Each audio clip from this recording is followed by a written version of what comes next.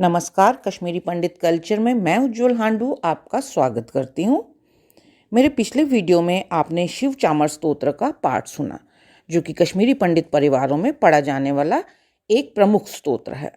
यह स्तोत्र यम भय निवारण स्तोत्र, जिसे कि श्री शिव शंकर स्तोत्र भी कहा जाता है, उसका एक संक्षिप्त वर्जन है। मूल स्तोत्र में 12 श्लोक हैं, लेकिन हम कश्मीरी पंडित जो स्तोत्र पढ़ते हैं उसमें केवल 5 श्लोक हैं। पहला श्लोक तो शिव शंकर स्तोत्र से ही लिया गया है, लेकिन बाकी 4 श्लोक मूल स्तोत्र से भिन्न हैं, लेकिन भाव में समान ही हैं। शायद हमारे पूर्वजों ने ही इसे नित्य पूजा में शामिल करने के लिए संक्षिप्त किया होगा। संस्कृत का यह स्तोत्र पढ़ने में बहुत ही मधुर और संगीतमय लगता है। आपने भी तो इसे अनेक बार पढ़ा होगा, पर क्या आप जानते हैं कि इसमें हम भगवान शंकर से क्या प्रार्थना कर रहे हैं? तो चलिए आज के इस वीडियो में हम इस स्तोत्र का अर्थ जानने की ही एक कोशिश करते हैं। इस स्तोत्र का पहला श्लोक इस प्रकार है। अति भीषण कटु भाषण यम किंकर पटली कृतताडन परिपीडन मरणागम समये उमया सह मम चेतसी यम शासन निवसन शिव शंकर हर में हर दुरितम। इसका अर्थ समझने से पहले यह जानना जरूरी है कि भगवान शंकर संहार के देवता कहे जाते हैं और इसीलिए मृत्यु के देवता यमराज भगवान शंकर के अधीन आते हैं।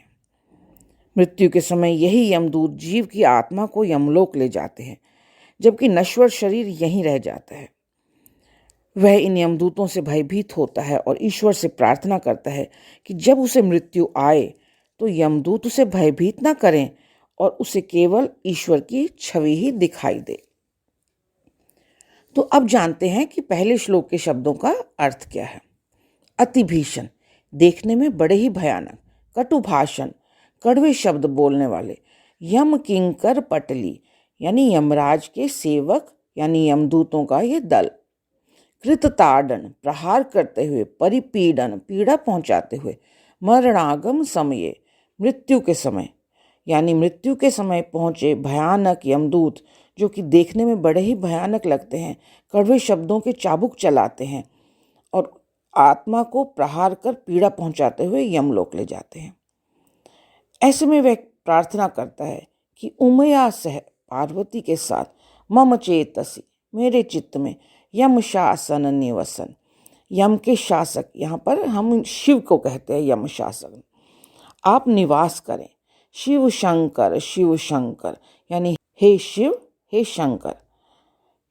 हर में हर दुरितम, यानी हे हर भी हम यहाँ पर शंकर का ही एक नाम है, तब यानी मेरे दुखों को, मेरी पीड़ा को हर लो, दूर करो। स्तोत्र का दूसरा श्लोक इस प्रकार है।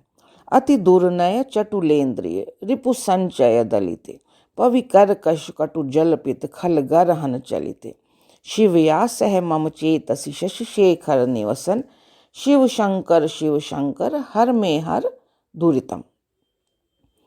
इस श्लोक के द्वारा वह अपने जीवन में किए गए पाप कर्मों को स्वीकार करता है और मानता है कि वह इंद्रियों को अपने काबू में नहीं कर पाया और इसलिए अपने जीवन में उसने कई बुरे काम किए। फिर भी वह शिव शंकर से प्रार्थना करता है कि मुझे इस पीड़ा से बचाइए। अब देखते हैं कि दूसरे श्लोक में उसने क्या प्रार्थना करी। अति दुर्नय, यानी असंयमित, जिन पर उसका संयम नहीं है। यहाँ पर यह अपनी इंद्रियों की बात करे। चटुलेंद्रिय, चंचल इंद्रियां, यानी जो कि बहुत जल्दी भटक जाती हैं। रिपु संचय दलिते, यानी काम क्रोध लोभ मोह जैसे शत्रु समूहों के द्वारा इनका दलन किया गया। पविकर्कश, यानी वज्र के समान क्रूर शब्दों का प्रयोग किया मैंने। कटु जलपित, कड़वी बातें करी। खल गरहन चलिते, बुरे लोगों की संगति करी। तो इन दो पंक्तियों में वह कह रहा है कि वह अपने इंद्रियों पर काबू नहीं कर सका, जिस कारण उसने नीति विरुद्ध काम किए। उसने बुरे लोगों का संग किया, कई बार क्रूर और कड़वे शब्दों का भी प्रयोग किया।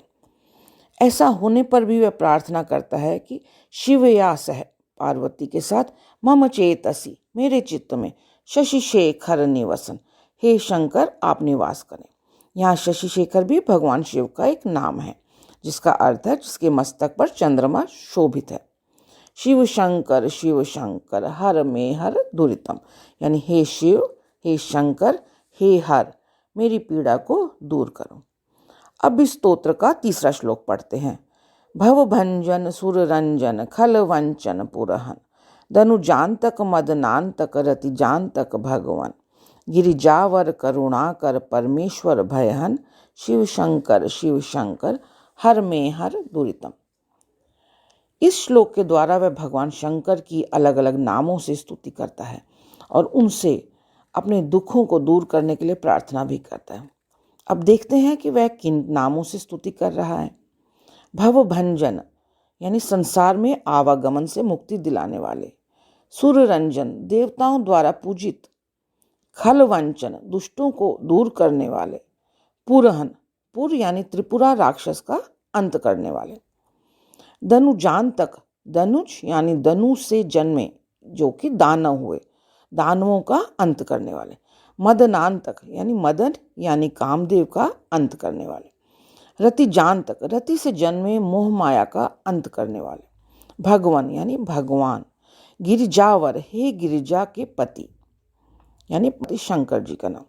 करुणाकर, करुणा करने वाले। परमेश्वर भयहन, भय का संहार करने वाले परमेश्वर। शिव शंकर हर में हर दुरितम, यानी हे शिव, हे शंकर, हे हर, मेरे कष्टों को दूर करिए। अब पढ़ते हैं चौथा श्लोक, जो कि इस प्रकार है। शक्र शासन कृत शासन चतुराश्रम विषय, कलि विग्रह भव दुर्ग्रह रिपु दुर्बल समय, द्विज क्षत्रिय वनिता शिशुधर कंपित हृदय, शिव शंकर हर में हर दुरितम। इस श्लोक के द्वारा भी वह भगवान के अनेक नामों से स्तुति करता है और प्रार्थना करता है कि जब मैं शत्रुओं से घिरा हूँ, मैं दुर्बल हूँ, या जब समाज में ब्राह्मण, क्षत्रिय, महिलाएं और बच्चों का हृदय कांपता हो, तब हे शंकर, हे शिव, आप मेरी पीड़ा को हरे। अब जानते हैं कि इस चौथे श्लोक के शब्दों का अर्थ क्या है। शक्र शासन यानी इंद्र पर शासन करने वाले। कृत शासन, इस सृष्टि पर शासन करने वाले। चतुराश्रम विषय यानी चारों वर्णों और चारों आश्रमों पर शासन करने वाले। कलि विग्रह, काल का रूप। भव दुर्ग्रह, संसार के दुखों को दूर करने वाले। रिपु दुर्बल समय, यानी जिस समय मैं शत्रुओं से घिरा हूँ या मैं दुर्बल हूँ। द्विज क्षत्रिय वनिता शिशु, जब ब्राह्मण, क्षत्रिय, महिलाएं और शिशुओं का दर कंपित हृदय कांपता हो।